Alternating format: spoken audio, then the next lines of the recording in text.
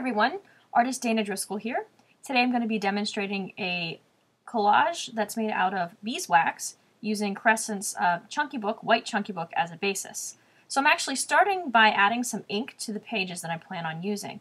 And I find that giving an ink outline to my different collage pieces that I'm creating actually just kind of gives it a little bit more visual interest. So I'm using just some very plain black India ink, different textured papers, and a liner brush to do that.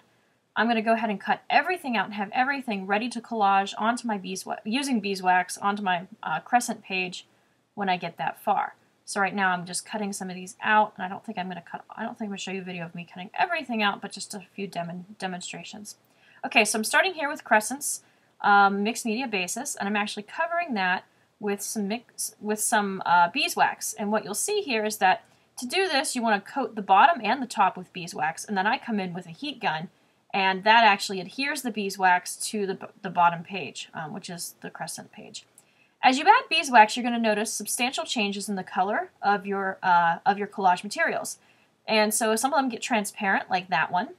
And so you want to start with lighter things than you think you need to use. Here's a great example. Look how dark that piece of green. And so the beeswax really makes these pieces sort of meld together. Beeswax, you can buy it in most stores, and you just want to get some kind of hot pot or melt pot to use it. In this case, I'm actually using a little potpourri burner, and I've got a brush that I'm using that's dedicated to beeswax, because once you've dedicated your brush to beeswax, you're not going to want to go back.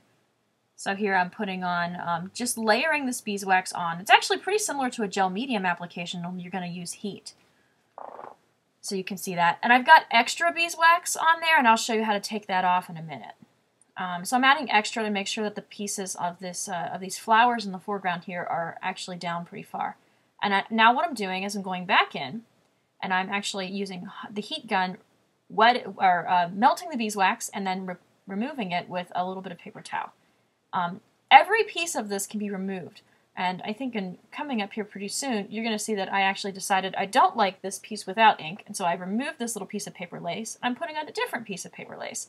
It's one of the nice things about beeswax collage.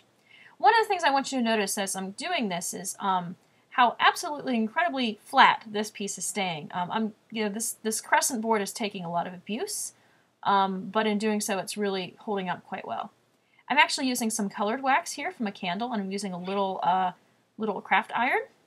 And I'm adding some splashes of red wax to complete the piece. So that's the actual chunky page. Now I've decided to go in and to use, this is a crocodile, and I'm going in and I'm actually going to punch some holes in this page so that I can add chunky bits. The reason we call them chunky books is that they are both thick and chunky, but usually they also have chunky bits hanging from them.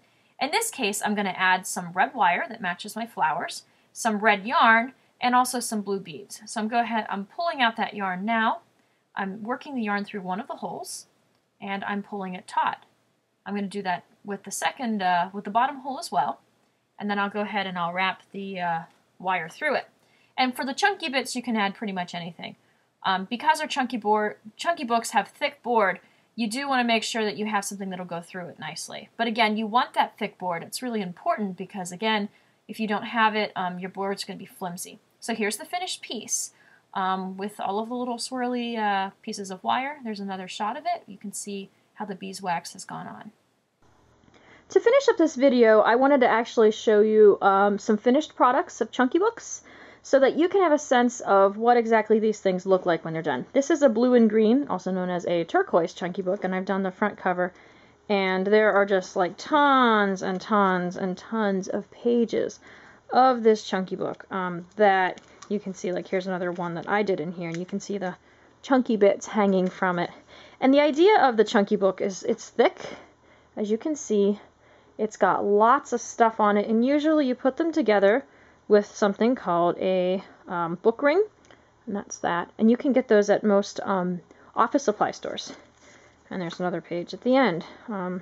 So, you know, the idea of the pages being really thick is really important to the chunky book. So here's a second page, our second chunky book. This is a doorways and passages chunky book, and again you can see all of the fibers hanging off this side.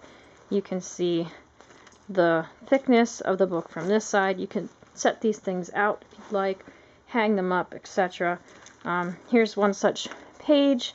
This is a doorway page, so there's actually, it opens up, and inside you've got the artwork with text on the background. That's a hand-carved stamp, and then there's some layers here. And again, you can see the importance of having a nice, firm background there. I also have a black and white chunky book. This one's bound in 3 sides, so it kind of spins.